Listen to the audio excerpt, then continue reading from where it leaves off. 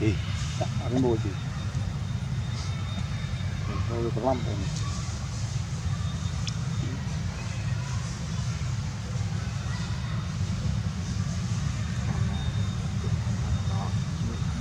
lên lên về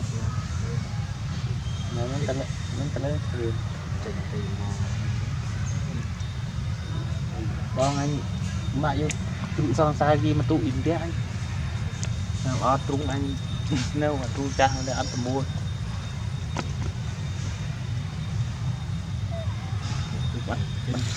mặt qua nhà thu ăn xa tốt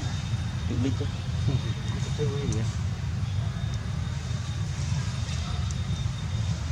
vương cam sam nữa thôi